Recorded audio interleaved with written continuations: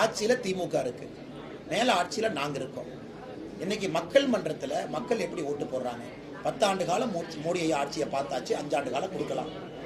தமிழ்நாட்டில் 33 காலமாக ஆட்சியில் இருக்க திமுக இன்னும் 27 மாசம் இருக்க போகுது, 2026 வரைக்கும்.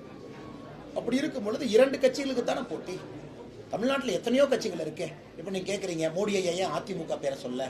அப்போ சீமானனை கோச்சுக்குவாரு. சீமானனை கேட்பாரு, அப்பா ஏன் என்டிகே பேரை மோடி ஐயா சொல்ல? திருமாவளவன் சொல்லுவார், எங்க பேரை ஏன் மோடி ஐயா சொல்லி? மோடி அவர்களை பொறுத்தவரை களத்தில் யார் போட்டியாளர்களாக இருக்கின்றார்களோ அவர்கள் மீது இருக்கக்கூடிய தவிர மக்கள் மன்றத்தில் வச்சுட்டு போயிருக்காங்க. ஈவன் ரோட் ஷோவையும் என்ன பண்ணிருக்காங்க?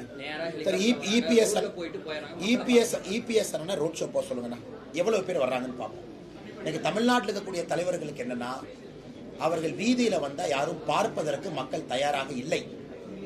அசம்பிள்டா ஒரு இடத்துல உட்கார வச்சு வண்டியில் ஏற்றி கொண்டு போய் இறக்கி அவங்கள பட்டி மாதிரி அடைச்சு ஒரு 500 பேருக்கு ஒரு சூப்பர்வைசரை போட்டு இப்படித்தான் அரசியல் கட்சி கூட்டம் நடக்குது தமிழ்நாட்டில்.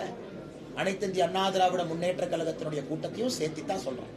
கூட்டத்துக்கு போய் பாருங்க, 500 பேருக்கு ஒரு பட்டி இருக்கும். அங்க ஒரு போனா தான் 250, பாதியில் எந்திரிக்கூடாது. இன்னைக்கு அந்த தலைவர்கள்லாம் வீதிக்கு வந்து மக்களை பார்க்க சொல்லுங்க, எத்தனை பேர் வர்றாங்கன்னு பாருங்க. இன்னைக்கு வீதிக்கு வந்து பொதுமக்கள் சாமானிய மனிதர்கள் தங்கள் நேரத்தை கொடுத்து மோடி அவங்களை பார்க்க வர்றாங்க. இதே ரோட் ஷோ உங்க பண்ண வேண்டியதானே? பண்ண மக்கள் வரமாட்டாங்கன்னு உங்களுக்கு தெரியும். அதனால ஒரே இடத்துல ஆளுகள் அசம்பிள் பண்ணி அப்படியே பட்டி மாதிரி அடைச்சு வச்சு அவங்க பேசுற அதே அரைச்சமாவை காலையிலேருந்து நைட்டு வரைக்கும் எழுத்து மாறாம அந்த பேப்பரை பார்த்து படிப்பாங்க. அதை காலையிலிருந்து நைட்டு வரைக்கும் மக்கள் கேட்கணும். எங்களுக்கு அப்படி இல்லையா? ஒரு பிரதம மந்திரி ரோட்ல வர்றாங்க. பிரதம மந்திரி மக்களுக்கு 6 அடி தூரத்தில் இருக்காங்க. ஒரு பிரதம மந்திரி மக்கள்கிட்ட கை கொடுக்குறாங்க. ஒரு பிரதம மந்திரி மக்களை பார்க்கறாங்க. மக்கள் பிரதம மந்திரியை பார்க்க வர்றாங்க. இதுதானே ஜனநாயகம்.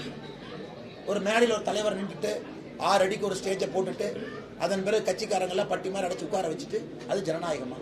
ஆனால் இவர்கள் பேசுவதெல்லாம் அவங்களுக்கு கூட்டம் வரல, கூட்டத்தை கஷ்டப்பட்டு பிடிச்சி அடைச்சு வைக்கிறாங்க. அதனால் தமிழகத்தை பொறுத்தவரை அது ரோட் ஷோ என்கின்ற வார்த்தை அது கிடையாது. மக்கள் தரிசன யாத்திரை.